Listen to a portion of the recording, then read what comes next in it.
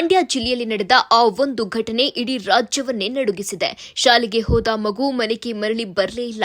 9ನೇ ತರಗತಿಯಲ್ಲಿ ಓದುತ್ತಿದ್ದ ಕೇವಲ 14 ವರ್ಷದ ಬಾಲಕ ಶಾಲೆಯಲ್ಲೇ ಸಾಮಾನ್ಯ ಚಟುವಟಿಕೆಯಲ್ಲಿ ತೊಡಗಿದ್ದಾಗ ಇದ್ದಕ್ಕಿದ್ದಂತೆ ಕುಸಿದು ಬಿದ್ದಿದ್ದಾನೆ. ಆಸ್ಪತ್ರೆಗೆ ಸಾಗಿಸುವ ಪ್ರಯತ್ನ ಮಾಡಲಾಯಿತಾದರೂ ಅಷ್ಟರಲ್ಲೇ ಆತನ ಪ್ರಾಣಪಕ್ಷಿ ಹಾರಿ ಹೋಗಿತ್ತು ಎಂದು ವೈದ್ಯರು ತಿಳಿಸಿದ್ದಾರೆ. ಸಾಮಾನ್ಯವಾಗಿ ವಯಸ್ಸಾದವರಲ್ಲಿ ಅಥವಾ ದೀರ್ಘಕಾಲದ ಕಾಯಿಲೆ ಇರುವವರಲ್ಲಿ ಮಾತ್ರ ಕಂಡುಬರ್ತಾ ಇದ್ದ ಹೃದಯಾಘಾತ ಈಗ ಹದಿಹರೆಯದವರನ್ನು ಬಲಿ ಪಡಿತಾ ಇರುವುದು ಪೋಷಕರಲ್ಲಿ ತೀವ್ರ ಭಯ ಹುಟ್ಟಿಸಿದೆ.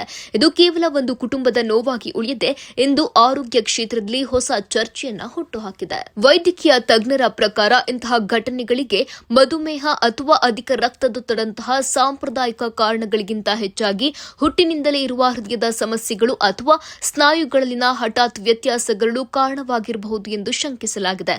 ಇದರೊಂದಿಗೆ ಆಧುನಿಕ ಜೀವನ ಶೈಲಿ, ಆಹಾರ ಪದ್ಧತಿಯಲ್ಲಿನ ಬದಲಾವಣೆ ಮತ್ತು ಮಕ್ಕಳ ಮೇಲಿರುವ ಅತಿಯಾದ ಶೈಕ್ಷಣಿಕ ಒತ್ತಡವು ಇಂತಹ ಘಟನೆಗಳಿಗೆ ಪರೋಕ್ಷವಾಗಿ ಕಾರಣವಾಗುತ್ತಿರಬಹುದು ಎಂದು ವಿಶ್ಲೇಷಿಸಲಾಗುತ್ತಿದೆ. ಈ ಘಟನೆಯ ಹಿನ್ನೆಲೆಯಲ್ಲಿ ಶಾಲೆಗಳಲ್ಲಿ ತುರ್ತು ಚಿಕಿತ್ಸಾ ವ್ಯವಸ್ಥೆ ಹಾಗೂ ಶಿಕ್ಷಕರಿಗೆ ಸಿಪಿಆರ್ನಂತಹ ಜೀವ ಉಳಿಸುವ ಕೌಶಲ್ಯಗಳ ಬಗ್ಗೆ ತರಬೇತಿ ನೀಡಬೇಕು ಎಂಬ ಒತ್ತಾಯ ಬಲವಾಗಿ ಕೇಳಿಬರುತ್ತಿದೆ.